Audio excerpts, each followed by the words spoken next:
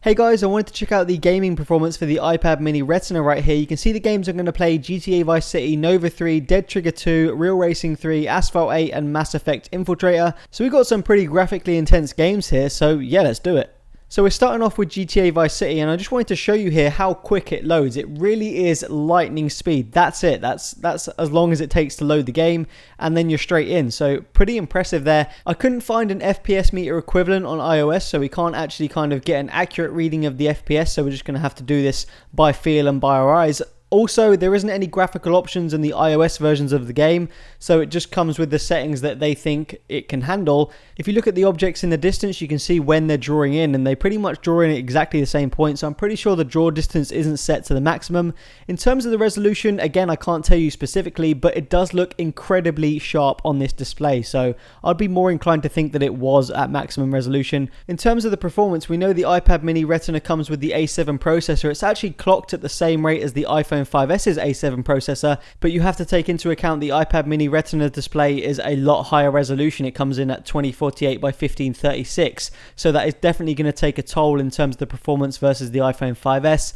While playing this game, I've got to say, it was pretty damn smooth. You can see here, while I'm kind of running around, there is a very slight jitter when the objects kind of go past in the background, but it's very slight. Other than that, the performance is really good, and GTA Vice City is always a really heavy game to play. It's always pretty intense. It needs a good CPU and a good GPU to actually play it smoothly, and yeah, this does it very, very well. It's not quite as smooth as when I tried it on the iPhone 5S, and I'm pretty sure it's not hitting 60 frames a second. You can definitely feel that sometimes the frame rate does drop, not dramatically, but it does drop little bits in some situations. Nonetheless, it's still one of the best experiences with GTA Vice City on a tablet that I've had. So moving on to Nova 3, and I've just brought my Nexus 7 2013 just to show you how quickly the iPad mini can load games, and it really is quite a significant difference between these two. So we'll try and hit these at exactly the same time, and they are loading to exactly the same point in the game on both as well. So let's see what happens here. iPad mini 2 is done, and now there's actually quite a long wait.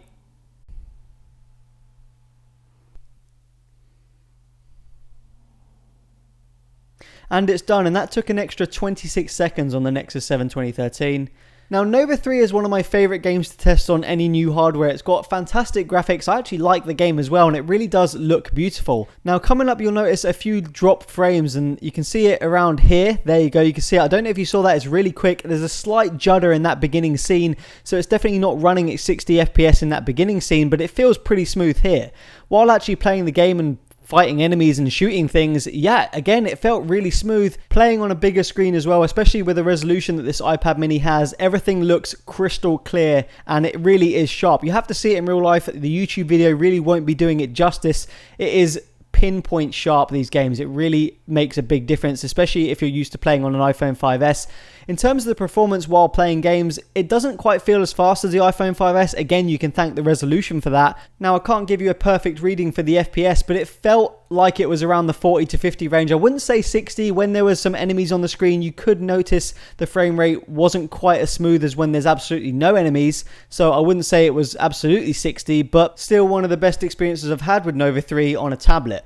Next up, we got Dead Trigger 2, and straight away you'll notice it is running the Ultra settings. If you have an Android counterpart, they will only be available officially, at least on the Tegra devices. These extra effects include things like the grass and the water on the floor. You can see that water puddle I'm just walking past right now. Those won't be there if you're not running the Ultra effects, and it really does add a little bit to the game. It just makes it look a ton better. Now, this is one of the newer games, so it probably has better optimization for the iPad mini Retina, and it did feel very, very smooth. Now, again, I would say that when there was quite a few zombies on the screen, or there was quite a few effects going on, you wouldn't notice any major drop in the frame rate, but you'd definitely notice that it wasn't quite as smooth as when there wasn't quite as many effects going on, or maybe when there just wasn't as many zombies on the screen. Now, this next area that I was going into, I remember this being a little bit of a problem for my Nexus 5. It definitely slowed down on the Ultra effects, and you can definitely feel that here as well. It's not quite as smooth as the area I've just come from.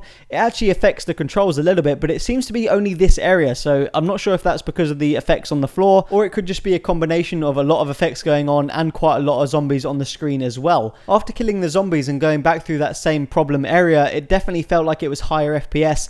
It could be due to the fact there wasn't as many zombies. It could also be the fact that maybe the game was doing some sort of loading in the background. Nonetheless, Dead Trigger's one of the new games here, so it has better graphics than most of the games. It still performs really well. It does have a few times where the frames do drop, but nothing drastic again. Next up, we got Real Racing 3, and in terms of the graphics level, I know we can't change them on iOS, but I do think it is running the maximum settings once again.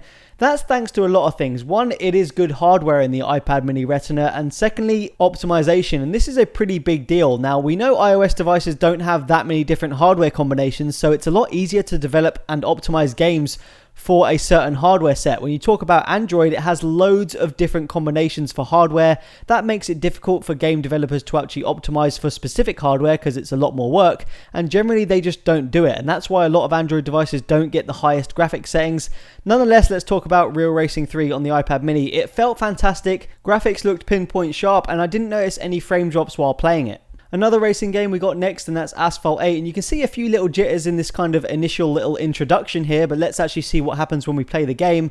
This game I thought looked really amazing on the iPad mini. I've never seen it look quite this good on my Android devices, so I'm pretty sure it is, again, playing at a higher graphics level. You can just see the particle effects between those two cars scraping together. That is really, really awesome, and there's just loads more stuff flying around the screen that I haven't noticed before while playing this on pretty much all my other devices, actually. If I remember correctly, when I tested this out on my Android devices that I can actually use FPS meter on, I noticed that it was capped at 30 frames per second. Now, I'm not 100% sure if that's what's going on here, but it could well be. Nonetheless, I didn't notice any absolute major frame drops. It didn't feel quite as smooth as it could be though either. Now, again, that could be thanks to that frame cap that we saw on Android, but you know, that's the way they chose to do it, and it is very smooth to play. There's nothing wrong with it. It could be smoother being a racing game. It's always nicer to have a smoother game when you're racing. But yeah, the iPad mini didn't seem to have any issues rendering this game. Even when there was a lot of stuff going on the screen, it just plowed through it. So excellent performance here on Asphalt 8. And lastly here we got Mass Effect Infiltrator. Now this is a game I hadn't really played before, but I was actually really impressed. If you haven't played it before, I suggest going to get it. It is a paid game. It is available on both iOS and Android. It is quite a fun game to play, and it does have pretty awesome graphics. Now, it's by no means a fast-paced game, so the iPad mini Retina just had no problems churning through the frames here. I didn't notice any slowdowns whatsoever, even when I was shooting a fair few enemies on the screen. So there you have it in terms of the iPad mini Retina gaming performance. I've been really impressed with it. It's not quite as quick as I've been saying as my iPhone 5S, but that is all down to that resolution difference. The iPhone 5S is a Retina display, but it has nowhere near the resolution of the iPad mini Retina. So as always, resolution makes a massive difference when you're rendering games. But the iPad mini 2 is an excellent gaming tablet. It's much better than the original iPad mini, that's for sure. We'll have to see how it does against the Nexus 7 2013, but iOS devices are always hard to beat in terms of gaming, mainly due to optimization. So yeah, let me know what you guys think. Peace out.